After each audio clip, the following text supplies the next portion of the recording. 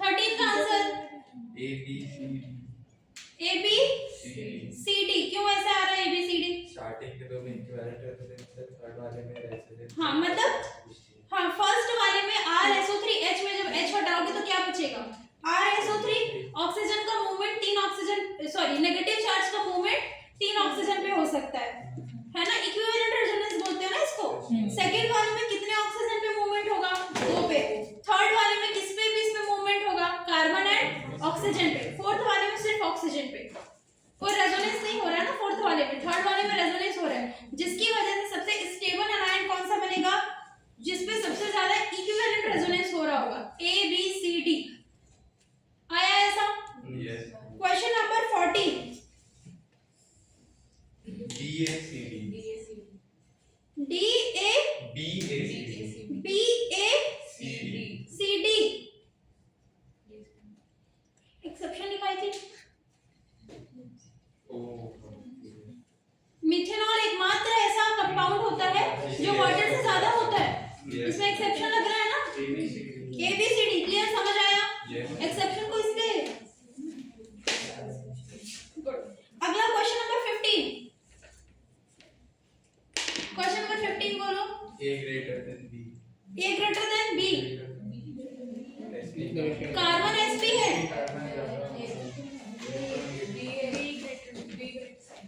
Answer लेके नहीं बोलना है। आंसर भेजे हो। आंसर तो इसलिए भेजे ताकि बाद में इसमें पूरा मैंने एक्सप्लेनेशन लिखा है ना, तो बाद में कुछ डाउट है तो वापस से और कर सको। बोलो। कार्बन sp है और ऑक्सीजन कौन से फॉर्म पे है? ऑक्सीजन कैसे है? RO माइनस है ना, कार्बन sp है। कौन सा वाला ज्यादा होता है electronegative? sp carbon RO minus sp carbon nitrogen से ज्यादा होता है बेटा, ऑक्सीजन से ज्यादा नहीं होता। अच्छा ये लिखा है था मैंने। दो चार बार और क्वेश्चन करके नहीं बताओगे तो हमको याद कैसे होगा? क्या होता है? कार्बन sp जो है वो सिर्फ और सिर्फ नाइट्रोजन से इलेक्ट्रोनेगेटिविटी उसका ज्यादा होता है, ऑक्सीजन से ज्यादा नहीं होता। ठीक है, तो ऑर्डर क्या हो जाएगा? बी ग्रेटर देन ए। लिख लेना, साइड में लिख लो। जब क्वेश्चन आता है तो लिख लेना चाहिए, साइड में लिख लो। कार्बन sp का एसिडिक स्ट्रेंथ क्या होता है? कम होता है ऑक्सीजन से। ठीक है। क्वेश्चन नंबर 16 अब होगा। कार्बन sp का किससे ज्यादा हुआ? नाइट्रोजन से। A greater than B. Question number 17 कितने लोगों ने सही किया है? इसका ऑर्डर आ रहा है ACBD। कितने लोगों ने सही किया है? क्वेश्चन नंबर 17 कितने लोगों ने सही किया है? ACBD। नहीं किया है तो एक्सप्लेन करूंगी। सबका आगे तो आगे बढ़ेंगे। ए सी प्लस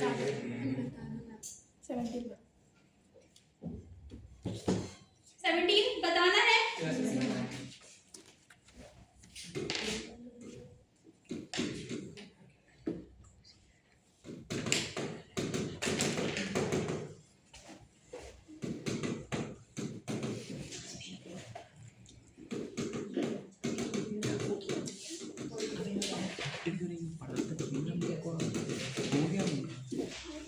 बेटा सबने पहले H+ हटाएंगे ना? ठीक है। इसमें पॉजिटिव है क्या क्वेश्चन में? यस। ठीक। क्या करोगे सब में? H+ हटाओ, क्या बच जाएगा यहाँ पर? इसमें H+ हटाओगे तो CH3OH बचेगा ना, तो क्या बच जाएगा यहाँ पर? CH3OH। इसमें हटाओ, क्या बनेगा?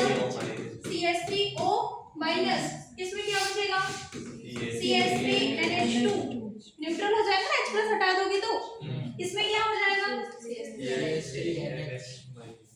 CH3H+ हटेगा तो उसपे क्या आएगा? माइनस आएगा ना, तो क्या हो जाएगा? ये CH3 और यहाँ पर NH माइनस। अब स्टेबिलिटी चेक करते हैं तो न्यूट्रल का स्टेबिलिटी ज्यादा होता है या चार्ज्ड का? न्यूट्रल का। तो न्यूट्रल पहले छाटोगे ना। कौन सा वाला छाट? मतलब B और D तो कम होगा। ठीक है। अब A और C में बताना है तुमको किसका एसिडिक स्ट्रेंथ ज्यादा होगी। ऑक्सीजन ज्यादा अच्छा होता है या नाइट्रोजन? ऑक्सीजन ज्यादा इलेक्ट्रोनेगेटिव होगा ना, किससे? नाइट्रोजन से। तो किसका इलेक्ट्रोनेगेटिविटी मतलब एसिडिक स्ट्रेंथ किसका ज्यादा होगा? ए का ज्यादा होगा C से। अब उन दोनों में छाट लो। B का ज्यादा होगा किससे? ऑक्सीजन पे नेगेटिव है, नाइट्रोजन पे नेगेटिव है, कौन सा अच्छा होगा? ऑक्सीजन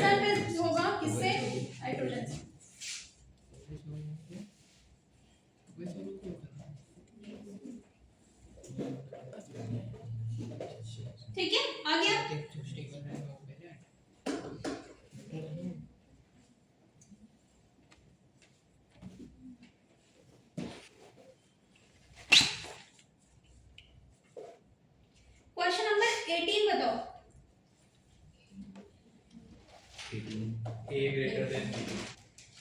क्योंकि हटाओगे तो क्या आएगा, माइनस चल जाएगा ना, सबका है बेटा ए ग्रेटर देन बी, हटाओगे तो माइनस आएगा, तो एरोमेटिक बन जाएगा। सेकंड वाला क्या बन रहा है, एंटी एरोमेटिक। क्लियर है? Question number 19।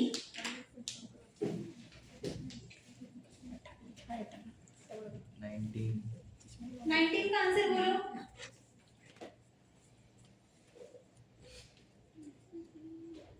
अपनी कॉपी देख के आंसर बोलना है, आंसर देख के आंसर नहीं बोलना है। मेरे हिसाब से तो A का ज्यादा होना चाहिए। तुम्हारे हिसाब से A का ज्यादा होना चाहिए। Basic strength. हाँ। B का लोन पे है। हाँ, यूटिलाइज किया था अच्छे से।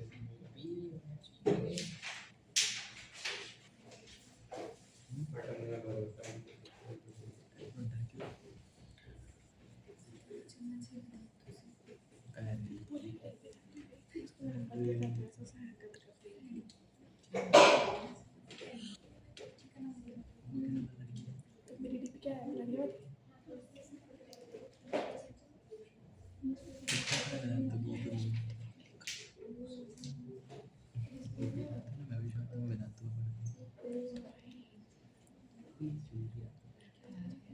किसका ज्यादा होना चाहिए तुम्हारे हिसाब से? नहीं, B ग्रेटर देन A होगा, ठीक है, समझ गया।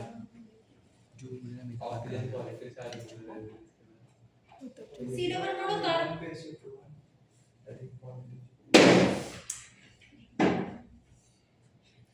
सही, तो कितने लोगों का आंसर आया बी ग्रेटर देन ए? किसी का नहीं आया? सबका ए ग्रेटर देन क्या है? बनाएंगे नहीं। कितने लोग कौन इस कैटेगरी में हो कि बनाएंगे नहीं? सारे लोग उसकी उसी कैटेगरी में।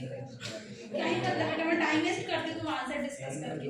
अब तो मैं करूंगी नहीं, आंसर भेज दूंगी, जिसको डाउट होगा आ जाना पूछने। क्लास में नहीं करूंगी डिस्कस, नहीं उसकी टाइम वेस्ट होता है। जो बनाएगा जिसको डाउट होगा वो अलग आके पूछेगा। बोलो, बताना है आगे बढ़ना है? बताना पड़े।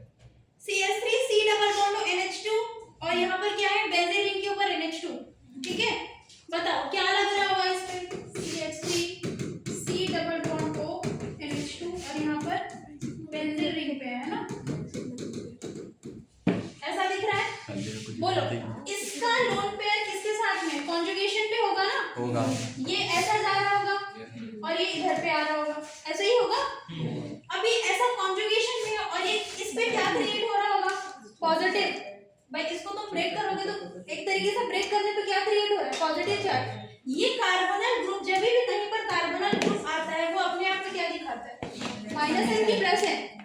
जहां पर भी कार्बोनल होता है वो क्या दिखाता है अपने आप में, -m लिखा था ना, -m प्लस m में। अब इसके साइड पे कुछ भी लगा हो, कोई फर्क पड़ता है क्या? चाहे C डबल बॉन्ड हो, R हो, C double bond O R हो, C डबल बॉन्ड कुछ भी हो, अगर कार्बोनल दिख रहा है तो तुम क्या लगाओगे, -n। इस पे क्या लगेगा, -n। अब होगा क्या, जैसे ये इधर पे गया, ये कहीं ना कहीं कॉन्जुगेशन कर रहा है ना, बट ये ग्रुप अपने आप में क्या है बेटा, -n। Reverse conjugation, reverse resonance, यही तो कर रहा है ना, रिवर्स मेसोमेरिक। ये इसके लोन पेयर को फेवर कर रहा है क्या, ये समझो। तो मेरी बात समझो, मैं ये बोल रही हूँ, अगर यहाँ पर कोई नॉर्मल ग्रुप होता जहां पर मेसोमेरिक हो रहा होता, रेजोनेंस हो रहा होता, तो इजीली इसको क्या कर पाता, डोनेट कर पाता। पर ये जो ग्रुप है ये कौन सा दिखाता है, रिवर्स मेसोमेरिक या रिवर्स रेजोनेंस। रिवर्स रेजोनेंस का मतलब होता है कि कॉन्जुगेशन को वो क्या करता है, रेस्ट्रिक्ट करता है। ये क्वेश्चन एक बार और किए हैं अपन, है ना, ये इसको देना तो चाह रहा है बट ये एक्सेप्ट करने की टेंडेंसी में नहीं है क्योंकि वो रिवर्स मेसोमेरिक हो रहा है। तो यहाँ पर ये लोन पेयर को डोनेट करेगा क्या, उतने अच्छे से डोनेट कर पाएगा, लोन पेयर को नहीं डोनेट कर पाएगा। मतलब कहीं ना कहीं ये -m बेसिक स्ट्रेंथ को क्या कर रहा है, क्योंकि -m का ग्रुप है ना, बेसिक स्ट्रेंथ को कौन बढ़ाता है, +m बढ़ाएगा या -m बढ़ाएगा, +m बढ़ाएगा। तो ये मेसोमेरिक, रिवर्स मेसोमेरिक क्या करेगा, बेसिक स्ट्रेंथ को क्या कर रहा है, डिक्रीज कर रहा है। अब इस पे देखो, ये इसलिए इजीली कॉन्जुगेशन होगा कि नहीं होगा, ठीक है। अगर इजीली कॉन्जुगेशन होगा तो हम इसको क्या मानेंगे, इसका बेसिक स्ट्रेंथ क्या है, ज्यादा है किससे, इस वाले से। सिर्फ और सिर्फ इसमें -m फैक्टर की वजह से, -m बेसिक स्ट्रेंथ को डिक्रीज कर देगा, ऐसे समझ।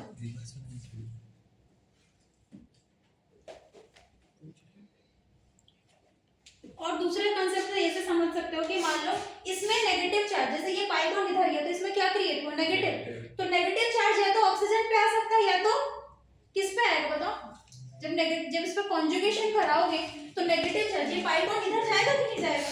तो नेगेटिव चार्ज का मूवमेंट कहां पे कहां से कहां पे हो रहा है, नाइट्रोजन पे हो रहा है और दूसरा ऑक्सीजन पे। अगर नेगेटिव चार्ज को देखोगे तो कहां मूव कर रहा है, एक तो नाइट्रोजन पे, दूसरा ऑक्सीजन। यहाँ पे नेगेटिव चार्ज कहां मूव कर रहा है, नाइट्रोजन पे, मतलब अभी लोन पेयर कहां पे है, नाइट्रोजन पे। दूसरा मूवमेंट क्या होगा, कार्बन पे। अब ऐसे समझो, अगर दूसरे कांसेप्ट से भी तुम समझोगे, अब ऐसा दिख रहा है negative charge nitrogen oxygen, negative charge nitrogen carbon, acidic strength को ये बढ़ा रहा है ना, और ये किसको बढ़ा रहा है, बेसिक स्ट्रेंथ को। उस कांसेप्ट से भी अगर तुमको इतना नहीं सोचना है तो यहाँ से भी तो डायरेक्ट बन रहा है। ऐसे भी सोचते हैं कार्बन पॉजिटिव है और लोन पेयर लाइन नाइट्रोजन पे पॉजिटिव और पॉजिटिव बहुत आप रिएक्शन करेंगे, सबसे आंसर वही आएगा। तो यहाँ पे भी तो वही, जैसे अपन पहले लगाया था ना स्टेबिलिटी, वैसे ही तो है। इसमें नेगेटिव चार्ज ज्यादा स्टेबल है तो ज्यादा एसिडिक होगा, और ये क्या होगा, अगर ये ज्यादा एसिडिक है तो ये कम एसिडिक, कम एसिडिक मतलब मोर बेसिक। ठीक है, अगला क्वेश्चन क्या,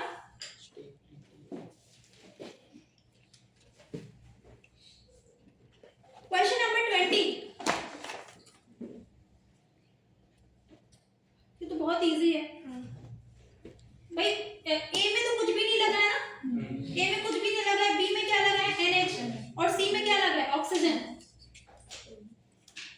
यहाँ पर मीजोमेरिक नहीं लगाओगे, प्लस एम नहीं लगा सकते, कॉन्जुगेशन ही नहीं है।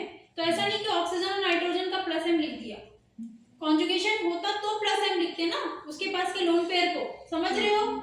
तो क्या लिखोगे, इसका क्या दिखाएगा, ऑक्सीजन और नाइट्रोजन, और ऑक्सीजन के पास लोन पेयर है, नाइट्रोजन के पास लोन पेयर है, क्या दिखाएगा,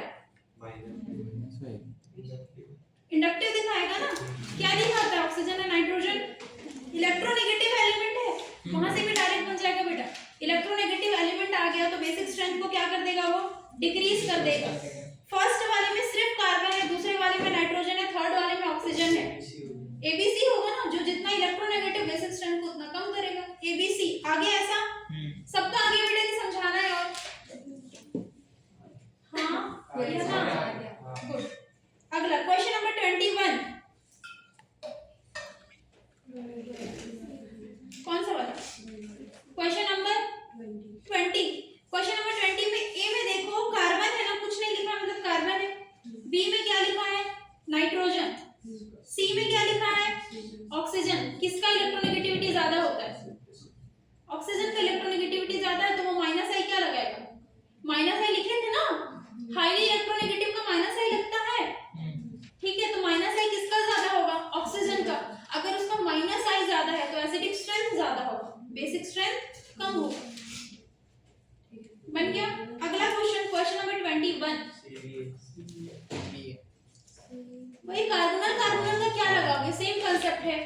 फर्स्ट वाले में ए वाले में दो कार्बोनल है, दो बार माइनस एम, सेकंड वाले में एक बार माइनस एम, और थर्ड वाले में माइनस एम नहीं। बेसिक स्ट्रेंथ किसका ज्यादा होगा, CBA। आ गया।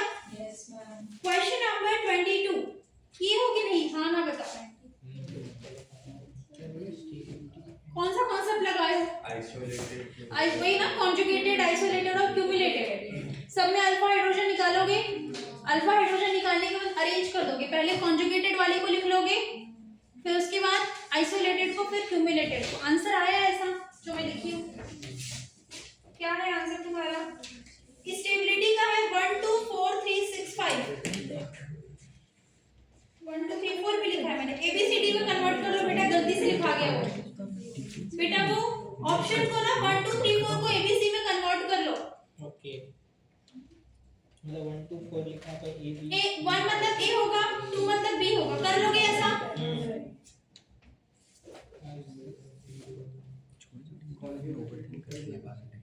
आया ऐसा आंसर, अभी वो क्या वो ना भूल जाएंगे। आगे बढ़े। फर्क नहीं पड़ेगा। तो इजी इस तरह के क्वेश्चन तो मैं बताई थी क्लास में। क्या वो नहीं आया क्वेश्चन नंबर 21? 21 तो आ गया।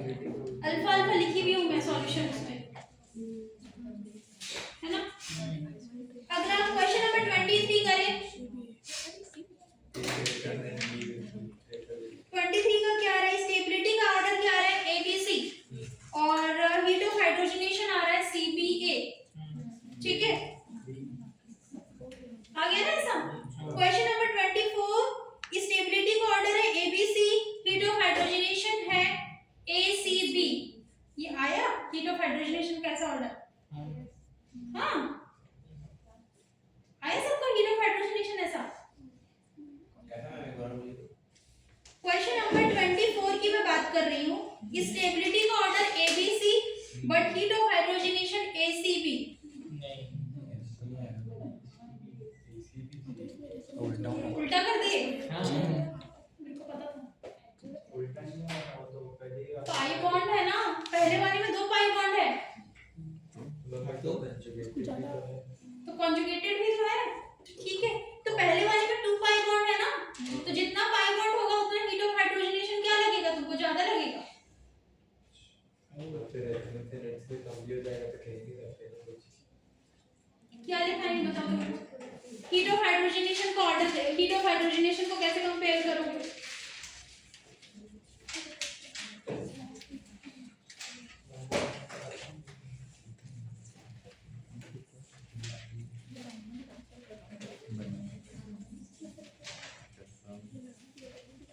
स्टेबिलिटी की बड़ा फाइबर के डायरेक्ट। हाँ, तो भाई सीधी सी बात है बेटा, हाइड्रोजनेशन का मतलब क्या होता है?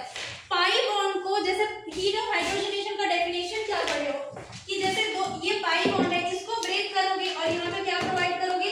Hydrogen hydrogen. तो एक पाई बॉन्ड को ब्रेक करोगे तो 2 हाइड्रोजन दोगे ना, 2 पाई बॉन्ड ब्रेक करोगे तो 4 हाइड्रोजन, तो उतना ही अमाउंट ऑफ हीट भी तो रिलीज होगा। बेसिक कंसेप्ट है। ठीक है, तो जितना पाई बॉन्ड ज्यादा होगा उतना हीट ऑफ उतना ज्यादा अमाउंट ऑफ हीट क्या करेगा? रिलीज। बाकी B और C में तुम 1 मोल दे रहे हो H2, है ना। B और C में कितना दे रहे हो? 1 H2 दे रहे हो, पर A में कितना H2 देना पड़ेगा तुमको? 2 H2। तो जब 2 H2 दोगे उतना ही अमाउंट तो हीट रिलीज करेगा ना, क्योंकि तो 2 पाई बॉन्ड को ब्रेक करना है तुमको। ठीक है, इसलिए हीट ऑफ हाइड्रोजनेशन क्या लगेगा? A का सबसे ज्यादा लगेगा, फिर C का, फिर B का। अगर पाई बॉन्ड सेम हो जाएगा तब स्टेबिलिटी देखोगे ना। जैसे अभी क्वेश्चन नंबर वो कराया था तुमको, क्वेश्चन नंबर 22। क्वेश्चन नंबर 22 में स्टेबिलिटी देख रहे हो, सब में पाई बॉन्ड सेम है, पूरे कंपाउंड में, प्योर कंपाउंड में पूरे 2-2 पाई बॉन्ड ही है, भले वो अलग-अलग पोजीशन पे। इसमें तुम डायरेक्टली कर दो स्टेबिलिटी और inversely proportional to heat of hydrogenation, तब लगेगा। मतलब अगर स्टेबिलिटी लिखी हुई हो ना, स्टेबिलिटी का जस्ट उल्टा लिखो ना हीट ऑफ हाइड्रोजनेशन। क्यों? क्योंकि पाई बॉन्ड सेम है। जितना पाई बॉन्ड होगा उतना ज्यादा हीट रिलीज करेगा, ब्रेक उतना ही अमाउंट हमको हाइड्रोजनेशन कराना पड़ेगा। क्लियर है ये कांसेप्ट? लास्ट क्वेश्चन नहीं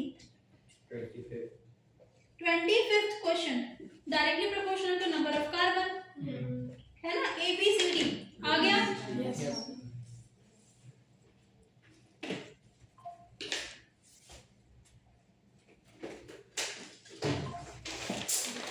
दोबारा से इस क्वेश्चन को अच्छे से देख लेना, कर लेना, इसके बाद हो जाओ तो अलग से बोल देना।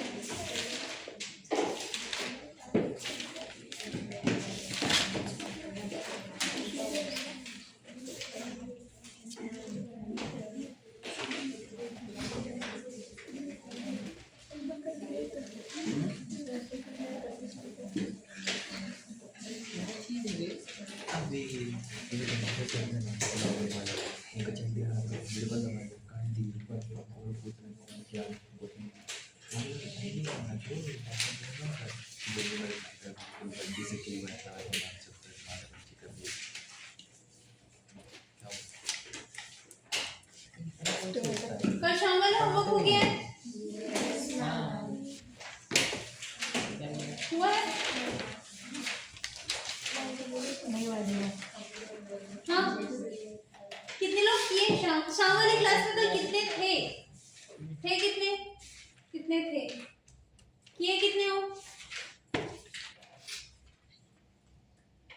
बाकी क्यों नहीं किए? ना टाइम नहीं मिला। रात को 10 बजे क्लास हुई थी, फिर सुबह मुंह उठा के आ गए हो कि टाइम नहीं मिला।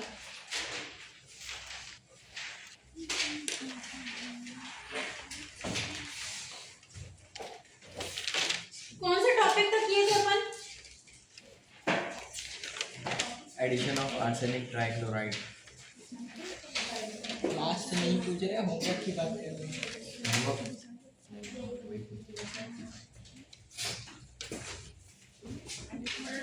होमवर्क कर लेना।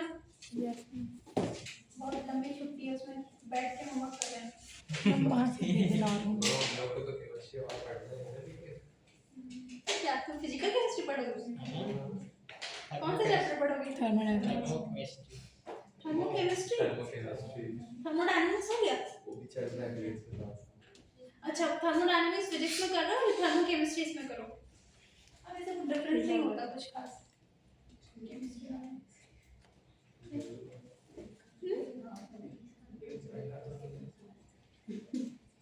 हाँ, पढ़ना तो है, इसमें थोड़ी कुछ ऑप्शन है। चलो टॉपिक लिखो नया, nucleophilic addition reaction in aldehyde and ketone.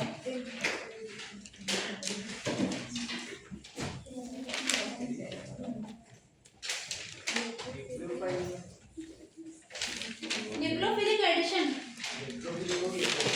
Electrophilic हो गया, फ्री रेडिकल हो गया। कहाँ चला गया था भाई? कल नहीं था, ये नहीं था। Nucleophilic addition reaction in aldehyde and ketone. कहाँ पे H? मुझे तो कुछ H नहीं दिख रहा है। कहाँ पर? बी है तो क्यों नहीं बनाता है? NaR, nucleophilic addition reaction in aldehyde and ketone. GOC2 में पूरे ऑर्गेनिक केमिस्ट्री का जो ये सारे रिएक्शंस है ना, पूरे ऑर्गेनिक केमिस्ट्री मतलब कि कौन कौन से चैप्टर्स होते हैं, बातें नहीं। हाइड्रोकार्बन हो गया, ठीक है, alcohol, phenol, ether, aldehyde, ketone, carboxylic acid, फिर अमाइड्स। तुम पूरे GOC2 में देखोगे बीच बीच के पूरे ऑर्गेनिक का जितना भी इलेक्ट्रोफिलिक रिएक्शंस है, न्यूक्लियोफिलिक, फ्री रेडिकल, सारा इसके हो रहा है। एल्डिहाइड, कीटोन है ना, मतलब कि जब हम चैप्टर पे जंप करेंगे तो ये वाला पार्ट नहीं करेंगे, बचेगा क्या, उसके कुछ name reactions. Acidic basic strength पूरे चैप्टर का मैं करा चुकी हूँ इस पे, GOC1 पे, ठीक है। अब जो स्पेसिफिक कोई रिएक्शन होंगे, नेम रिएक्शन होंगे, कोई प्रॉपर्टी होगी, फिजिकल केमिकल प्रॉपर्टी, वो सारा कुछ हम उस चैप्टर पे जब जंप करेंगे तब करेंगे। इसलिए इसको बहुत ध्यान से करना है GOC पे, ऐसा नहीं कि दोबारा नहीं उस पर मैं कराऊंगी सारे रिएक्शंस, क्योंकि अभी हो रहा है। एक साथ पढ़ने में क्या होता है ना, अलग अलग पढ़ने से माइंड उतना काम नहीं करता। मतलब कि जैसे एक साथ न्यूक्लियोफिलिक पढ़ रहे हो तो सारे का न्यूक्लियोफिलिक एक साथ पढ़ लोगे तो कंपैरिजन समझ में आता है कि किस पे क्या लगाना है।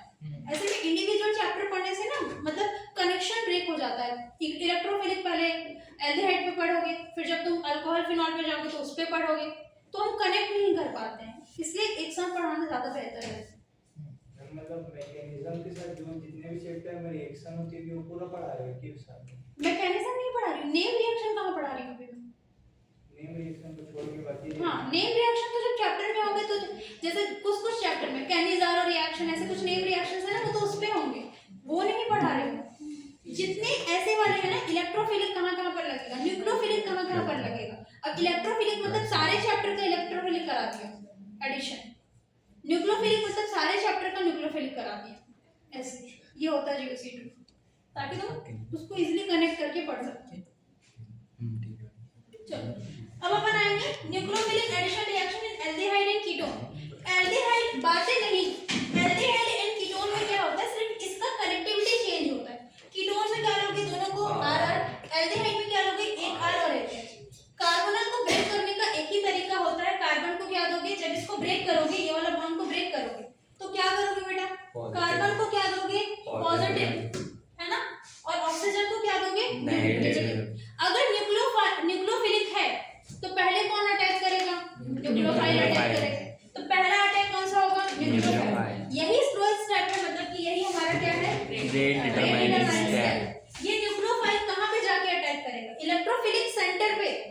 ये वर्ड्स याद रखना, ये न्यूक्लियोफाइल है, इसको क्या बोलोगे, इलेक्ट्रो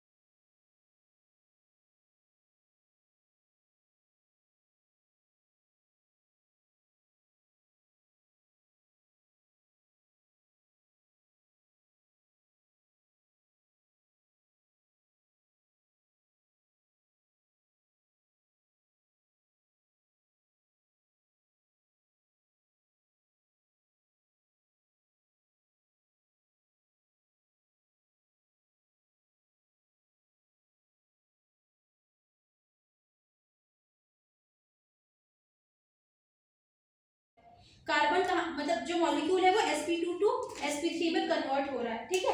अब सेकेंड स्टेप में क्या आएगा, इलेक्ट्रोफाइल आएगा। इलेक्ट्रोफाइल कहाँ पे अटैक करेगा, न्यूक्लियोफिलिक साइट पे। न्यूक्लियोफिलिक साइट कौन सा है हमारा, ऑक्सीजन, वहां पे जाके क्या आ जाएगा, इलेक्ट्रोफाइल, ठीक है। इसको हम क्या बोलते हैं, एडिशन प्रोडक्ट, मतलब कि एडक्ट, ये मतलब हमारा फाइनल प्रोडक्ट नहीं है, एडक्ट बोला जाता है इसको, एडक्ट, क्योंकि इलेक्ट्रोफाइल और न्यूक्लियोफाइल अपने को पता नहीं है ना, यहाँ पर क्या करेंगे, अटैच करेंगे, तब जाके हमारा फाइनल कंपाउंड बनेगा। नोट करो,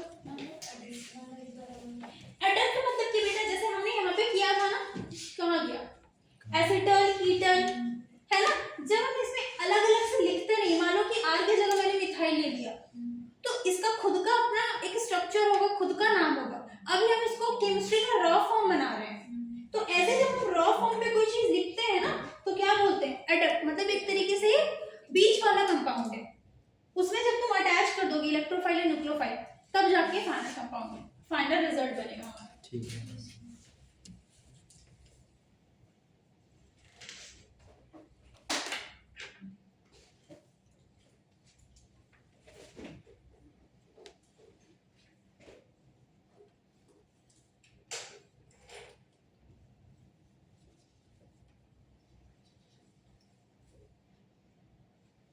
मेरे आते तक क्या काम करके रखोगे, खूब सारी मस्ती।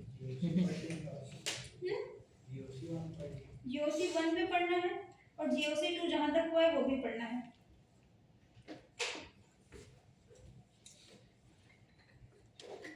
जीओसी 1 के क्वेश्चंस बन रहे हैं, बन जाते हैं मैम, है ना। रीजन नहीं पूछोगे तो सब बन जाएगा। रीजन ना कोई क्या नहीं पूछा था, रीजन नहीं पूछोगे तो सब बन जाएगा। मतलब तुम जो डायरेक्ट ऑर्डर या कुछ लिखने वाला आंसर क्वेश्चन होगा वो कर लोगे, डायरेक्ट वाला बन जाता है, और वो स्टेटमेंट वाला जो है उसमें वही तो बीच बीच में एक्सेप्शन आ जाते थोड़ा हैं। बहुत एक्सेप्शन वाली कुछ नहीं है।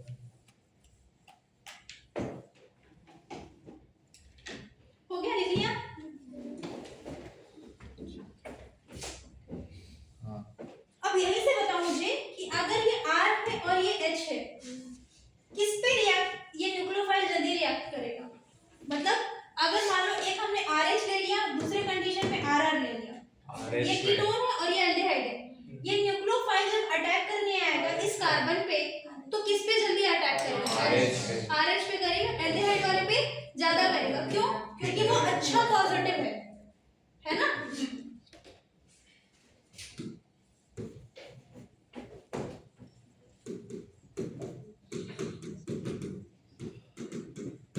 देखो जब कोई न्यूक्लियोफाइल आ रहा है तो ये R वाला ग्रुप क्या कर रहा है बेटा, ये कंटिन्यूअसली इसको इलेक्ट्रॉन डोनेट कर रहा है ना, ये R क्या कर रहा है, इलेक्ट्रॉन डोनेट कर रहा है। तो इस पॉजिटिव वही जीओसी वाला फिर आगे पॉजिटिव चार्ज की स्ट्रेंथ को क्या कर रहा है, एफिशिएंसी को कम कर रहा है, जबकि यहाँ पे सिर्फ एक ही साइड से हो रहा है, तो यहाँ पर पॉजिटिव चार्ज ज्यादा है इसके कंपैरेटिवली। पॉजिटिव चार्ज ज्यादा होने का मतलब है अच्छा इलेक्ट्रोफिलिक सेंटर होगा, अच्छा इलेक्ट्रोफाइल होगा, अच्छा डेफिशिएंसी होगा, तो न्यूक्लियोफाइल इजीली क्या कर पाएगा, अटैक कर पाएगा। इसी रीजन की वजह से जो न्यूक्लियोफिलिक एडिशन होता है वो एल्डिहाइड पे ज्यादा रिएक्टिव होता है एज कंपेयर टू कीटोन, ठीक है।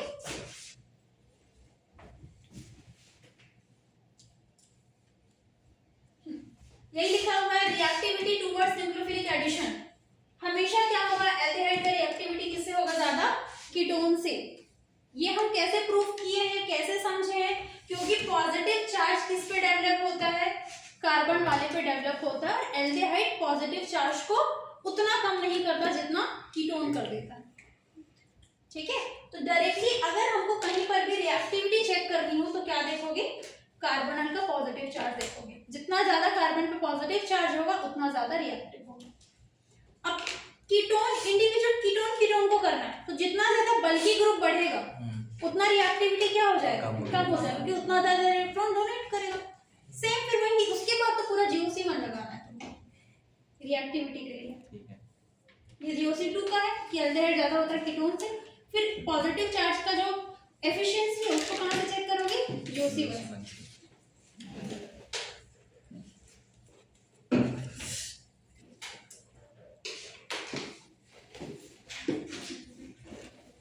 लिख लिया।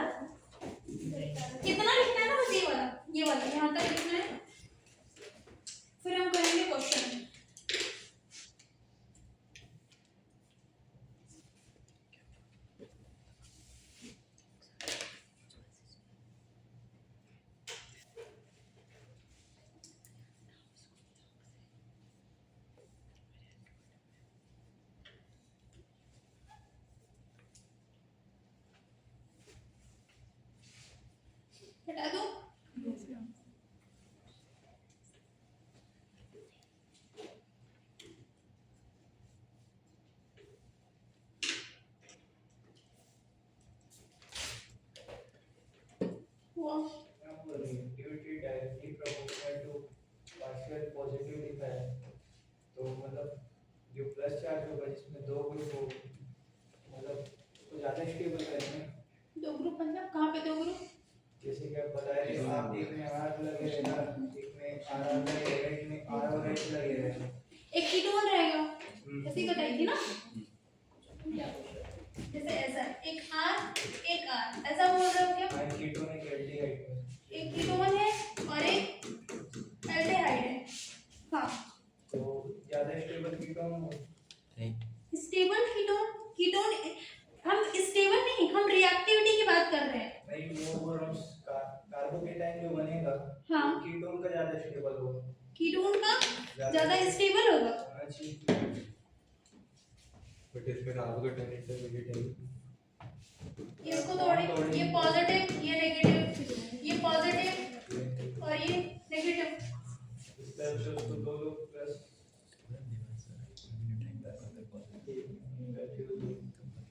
ये आर तो इसको दे रहा है ना, तो पॉजिटिव को तो कम कर रहा है, वही तो बात कर रहे हैं हम, है ना? ये तो प्लस आई लगा रहा है, ऐसे भी समझो मैं ये दोनों तरफ से प्लस आई लगा रहा है। यहाँ से ये एक तरफ से प्लस आई और ये न्यूट्रल है इंडक्टिव, तो ये तो पॉजिटिव को कम कर रहा है ना, ये भी कम कर रहा है, पर ज्यादा कम कौन कर रहा है? ये कम कर रहा है। तो मैम अगर मैं H की जगह वहाँ NH2 लगा दूँ तो रिएक्टिविटी और बढ़ तो जाएगी। कहाँ से एल्डिहाइड हो गया? अगर जैसे कार्बोनिल ग्रुप पे ही होता है मेन, तो ठीक है, तो मैंने H हटा के NH2 लगा दिया, तो माइनस से लगेगा। NH2 में क्या लगाओगे? माइनस है। रिवर्स का है, रिवर्स रेजोनेंस कर देगा। हाँ, उसमें क्या दिक्कत है, जो आर अभी क्लियर है? वो रिवर्स कर देगा। अभी तो पढ़ा C डबल बॉन्ड NH2 में माइनस M लगा दोगे फिर। अगर H की जगह कुछ और होता है जिसका होता है नेगेटिव आई, तो उसका और ज्यादा होता है रिएक्टिविटी। हाँ, तब ज्यादा हो। तुम ये बोल रहे हो, ठीक है मैं समझ गई, इसके जगह कोई ऐसा ग्रुप लगा दो जिसमें माइनस आई है, तो ठीक है, ये अपनी तरफ इलेक्ट्रॉन को खींच रहा है, इसको बढ़ा रहा है, ये बोल रहे हो ना तुम? तो उसका ज्यादा हो जाएगा स्ट्रेंथ, उसका रिएक्टिविटी और ज्यादा हो जाएगा, ये पूछ रहे हो ना? चलो क्या करना है अपने को? क्वेश्चन करना है। देखो question, NAR reactivity order, nucleophilic addition reaction reactivity order।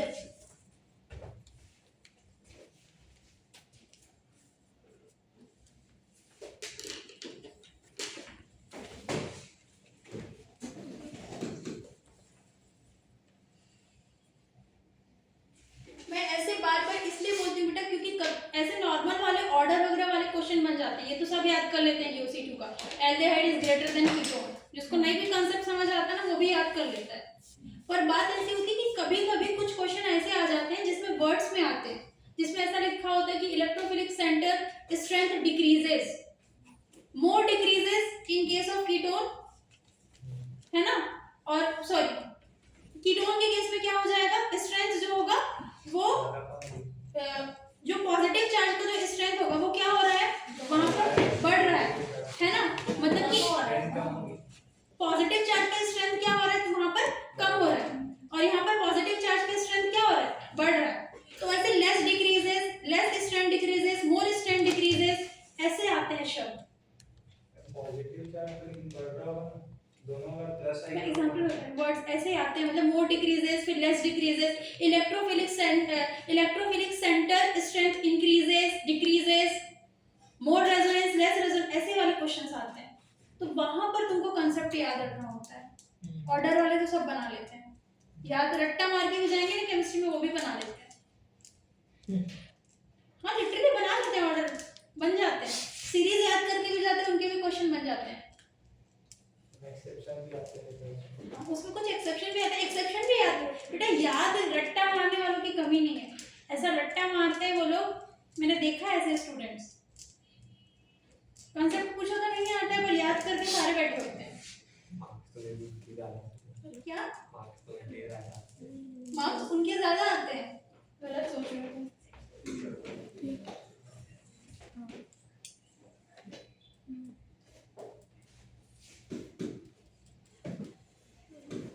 अगर मार्क्स उनके ज्यादा आते तो जो नोट्स पकड़ के घूम रहे होते हैं वही टॉप कर जाते हैं।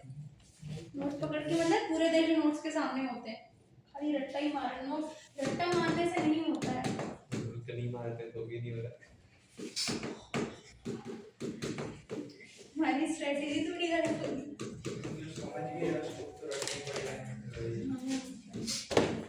वहाँ थोड़ी दिमाग में जैसे इसी है, अब जैसे माइनस है याद आप बताएं, उसमें कोई दिमाग आके सोचते हुए कि एच है तो इंटरेस्ट कम होगा, तो इसलिए एच का माइनस आई से हो जाता होगा। तो रट्टा मारने का मेरा कहना है, देखो याद कंसेप्ट समझ के तो रट्टा मारना ही पड़ेगा, याद करना ही पड़ेगा, बिना याद किए तो कुछ नहीं होगा भाई। मेरे कहने का मतलब है सीधा सीधा क्वेश्चन में क्या लग रहा था उसी को याद कर लेते हैं, मतलब माइनस आई ऐसे सीरीज याद करने में सब में वही अप्लाई करते हैं। मेरे कहने का मतलब ये है, ऐसे भी होते हैं बच्चे, देखा है मैंने।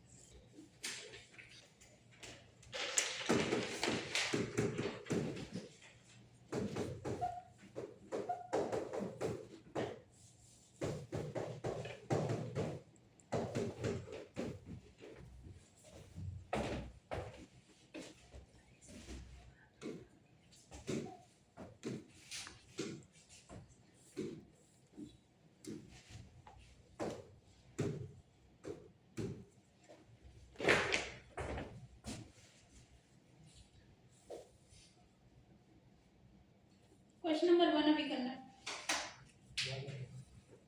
बन गया? DBAC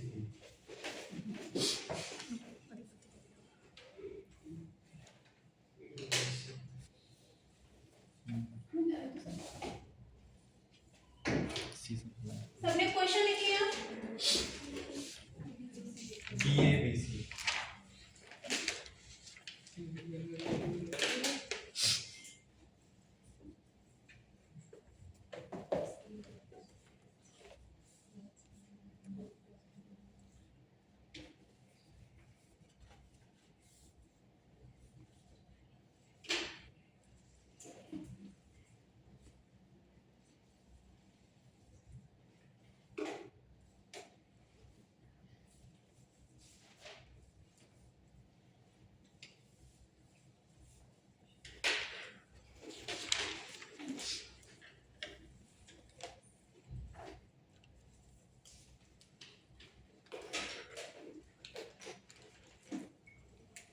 क्वेश्चन लिख लिया बेटा, सबने लिख लिया क्वेश्चन? yes क्वेश्चन नंबर 1 का आंसर बोलो। DABC DA डी का सबसे ज्यादा ADBC A D B C DABC DABC DABC D का सबसे ज्यादा सी तो सबसे लास्ट में वही होगा तो लिख रहा है। और D का सबसे ज्यादा एक सबसे ज़्यादा चलो बताना है ना। क्वेश्चन बोलो, इधर पे क्या है? Cl फिर CH2 C OH, ठीक है? हाँ दूसरा दूसरा CH3 CHO CH3 CHO CHO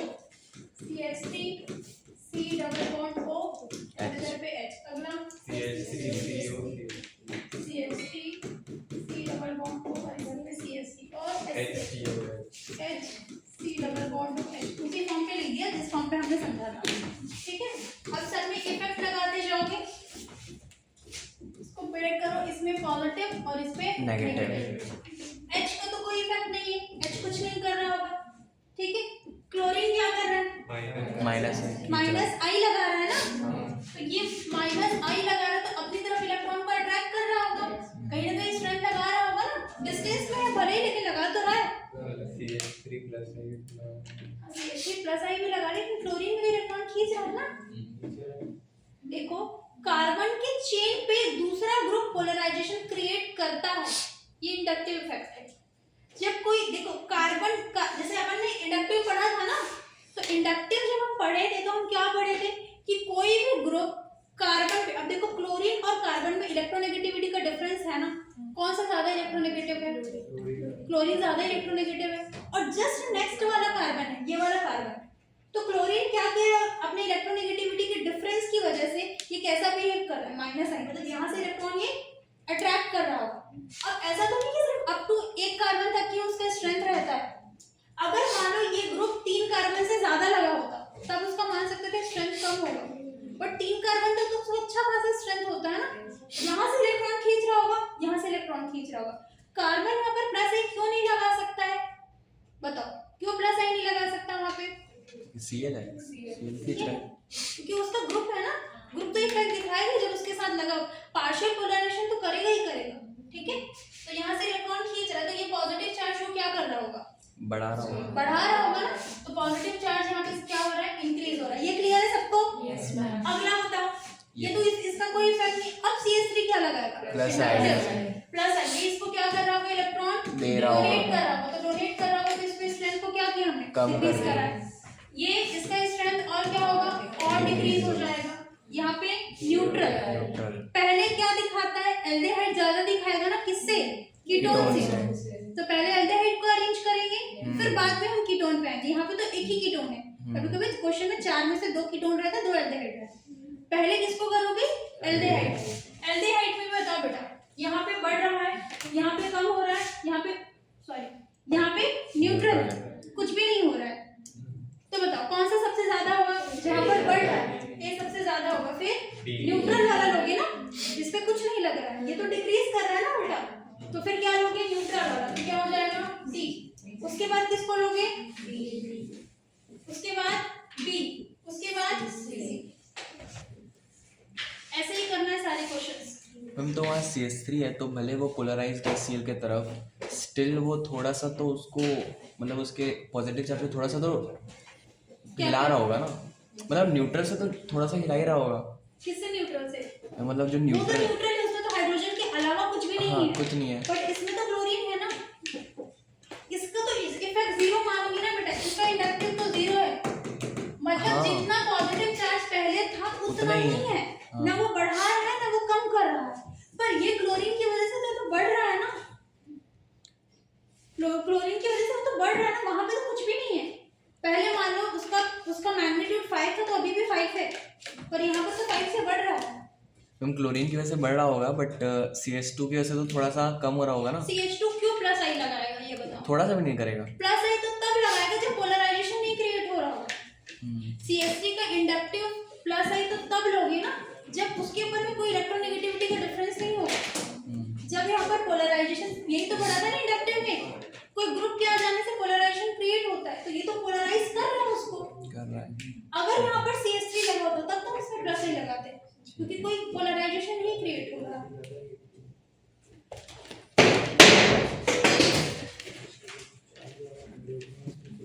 बाकी क्वेश्चन कर लोगे? Yes ma'am.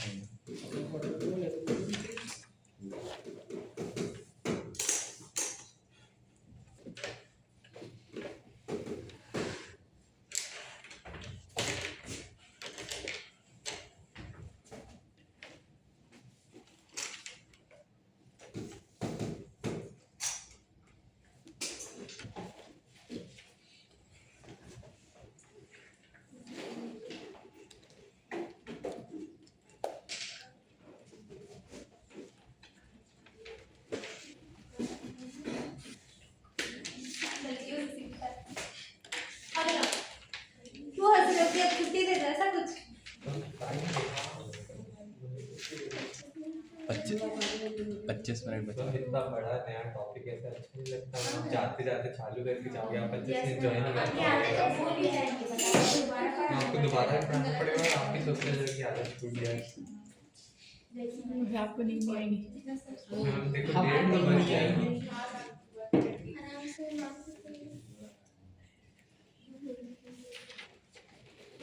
मैं आप छोले भटूरे भी खा लोगे रास्ते में टाइम मिलेगा तो। ऐसी बातें मत करो, मैं पिछले 2 दिन से बहुत खुश हूँ कि मुझे घूमने जाना है। मैं आज तो खुशी में काम तो भी नहीं जाता है ऐसे दिनों में। तो हम कोचिंग को बंद कर देते। क्या तुम डायरेक्टली ताना मार रहे हो? और सामान ट्रेक करके हम तो एक तो बार छूट check जाओ। कर लीजिए, अगर कुछ छूट मैम आप गरबा प्रैक्टिस कर लोगे एक्चुअली टाइम हमारे साथ करिए गरबा। तुम सोचे हो वहाँ आराम से मस्ती करोगे, ज़्यादा टॉपिक छूट गया तो भूल गए होंगे। इतनी अच्छी बड़ी हेडिंग अगले दिन डाउट आ गया, हम लोग कौन लोग किससे पूछेंगे?